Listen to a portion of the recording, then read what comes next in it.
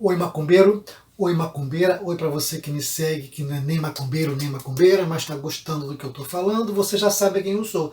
Vou repetir só para confirmar. Sou o Newton Almeida, sacerdote do Centro Espiritual de João Vicente, o terreiro de Umbanda que fica no Rio de Janeiro, na Zona Oeste, no bairro de Senador Camará, e esse é o nosso estudo de mitos de orixás. Hoje falaremos do orixá Inhansã. A gente falou de Inhansã no mito passado, que falou de Xangô, ela teve lá uma pequena participação, quando ela comeu junto com ele uma comida, e os dois cuspiram fogo. Vai lá no mito, você vai entender.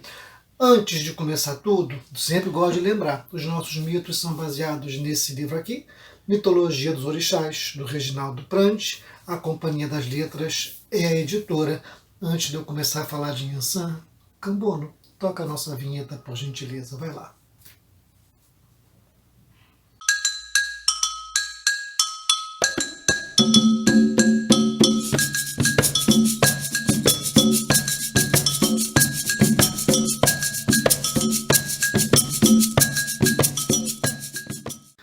O Cambono tocou a nossa vinheta e a gente vai dar continuidade falando sobre Inhansã. Afinal de contas, o nome deste orixá é Inhansã ou é Oiá? A gente conhece pelos dois nomes, só que Oiá é o nome do orixá, Inhansã é o título pelo que ela ficou conhecida. A gente vai falar sobre isso lá no mito de hoje, quando chega lá. O importante da gente falar sobre Inhansã, eu gosto de esclarecer um pouquinho antes, é que quando a gente fala em Inhansã, é mais ou menos como Ogum, que as pessoas imaginam logo um orixá guerreiro. E as pessoas confundem a questão do seu orixá guerreiro e a pessoa ter que ser bruta, ter que ser mal educada. E isso não tem nada a ver com qualquer orixá. Eu vou bater nessa tecla até morrer. O orixá, ele é uma divindade. Ele precisa nos elevar, nos alçar a degraus melhores de humanidade. Então eu não ganho nada sendo filho de Inhansã ou sendo filho de Ogum e ser uma pessoa grosseira, que não tem papa na língua, que fala tudo que vem na cabeça, que não tem controle, que não tem freio. Isso não é vantagem nenhuma. Sendo filho de Inhansã, sendo filho de Ogum, sendo filho de qualquer orixá, mas especialmente hoje de Inhansã, que a gente remete a um orixá de liberdade, isso tem que vir com a sua cota de responsabilidade. A Inhansã, ela domina o elemento ar. Inhansã, ela tanto é a brisa, como ela a calmaria, como é a tempestade. Então Inhansã se apresenta nessas várias formas. Não adianta eu achar que Inhansã é só a ventania. Inhansã me envolve o tempo inteiro. O ar que eu respiro pertence a Inhansã. Quando o ar está parado, é Inhansã que mandou parar aquele ar.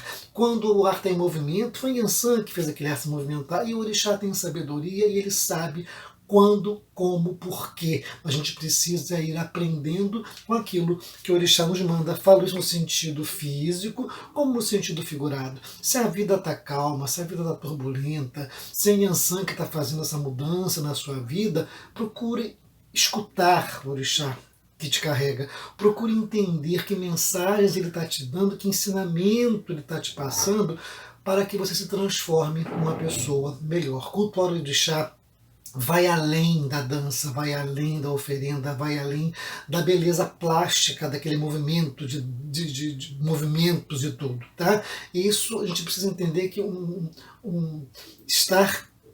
ser iniciado para uma divindade é para me tornar uma pessoa melhor.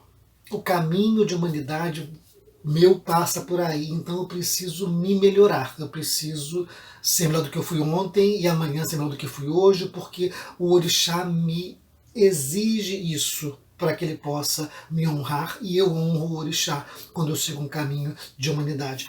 Vamos voltar para Inhansã?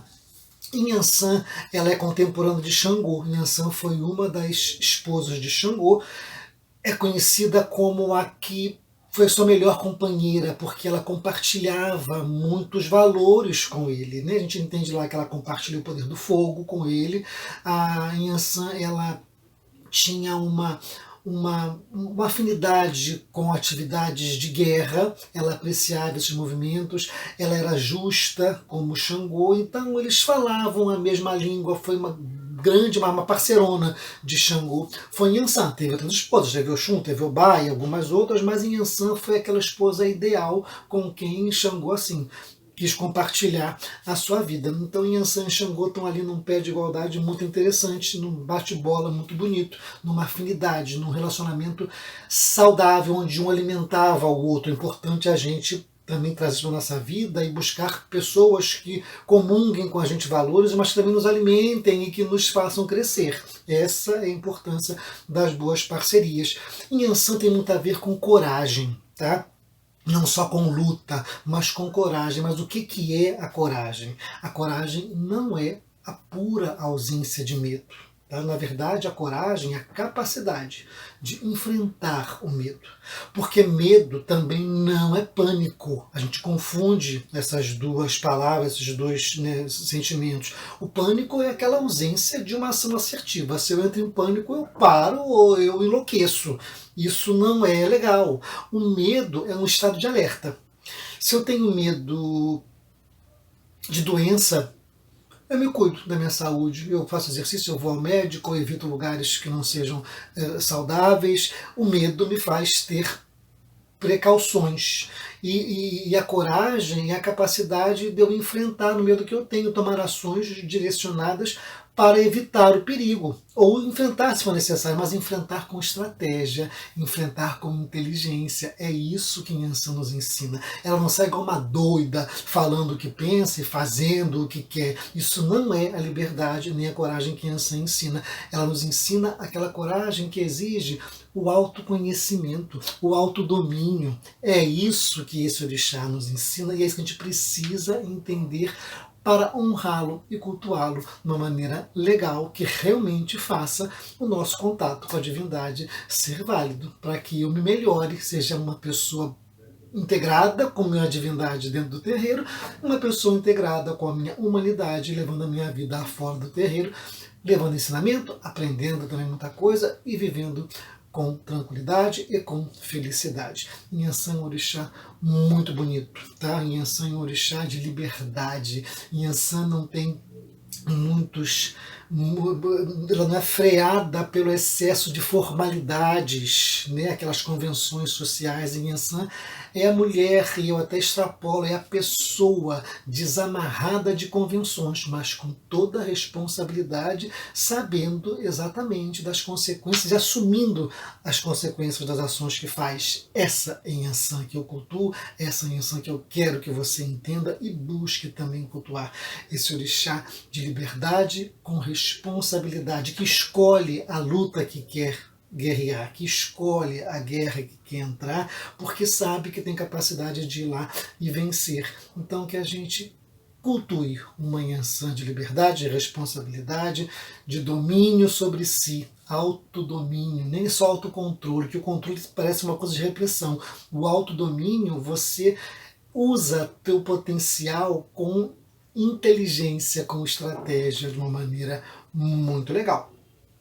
Vamos falar do mito de Yansan. O mito de hoje, que eu tenho mais uns 2 mitos de Yansan para falar com vocês. O mito de hoje fala desse nome dela, tá? De Oiá. O nome dela é Oiá. Oiá não engravidava. Oiá não conseguia ter filhos. Oiá buscou um adivinho, um sacerdote, para saber o que ela fazia para engravidar. E o sacerdote verificou que ela tinha lá realmente um impedimento, que ela precisava fazer sacrifícios, precisava fazer oferendas para que pudesse abrir aí esse canal materno. E dentro do procedimento que ela tinha que fazer, ela tinha que sacrificar um carneiro, tinha alguns outros elementos, mas o importante é que tinha lá um carneiro para sacrificar. Tá? E Yansan fez o sacrifício. Yansan ofereceu o carneiro. E Yansan engravidou.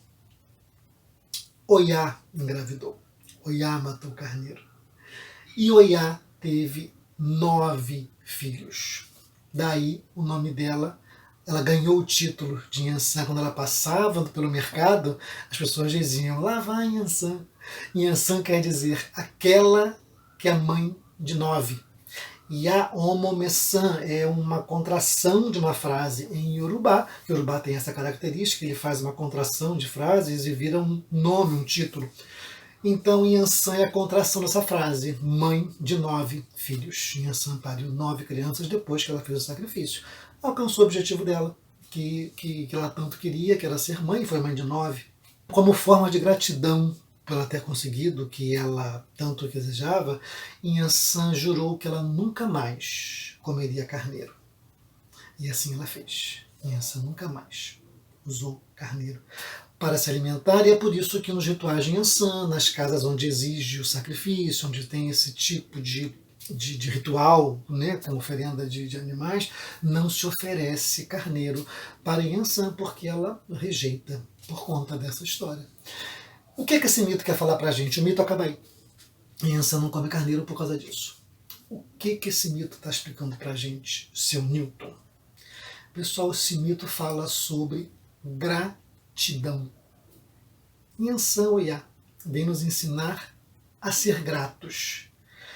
A gente precisa honrar a nossa história como ela honrou a história, o caminho que ela trilhou. O caminho que ela trilhou passa pelo carneiro, e ela, como forma de agradecimento, nunca mais se alimentou do carneiro. É a forma que ela encontrou para honrar a história dela. E a gente precisa seguir esse caminho de Yansan. Honrar todas as pessoas que passam pela nossa vida e nos impulsionam, de alguma maneira deixam suas marcas, de alguma maneira moldam a gente a ser pessoas melhores. E aí a gente tem que honrar nossa família, a gente tem que honrar nosso pai, nossa mãe. Você pode ver se tem mágoa do seu pai, ver se tem mágoa da sua mãe, tem mágoa do seu tio, tem mágoa do seu irmão, tem mágoa de muita gente, que tanta mágoa essa que se acumula, né? Você é um manancial de mágoa. O que essas pessoas deixaram de bom em você? Honra isso, que você não estaria no mundo se não fosse teu pai e tua mãe, apesar de tudo. Então você precisa encontrar um caminho de fazer pazes com seu passado. E a paz com o passado passa também pela gratidão.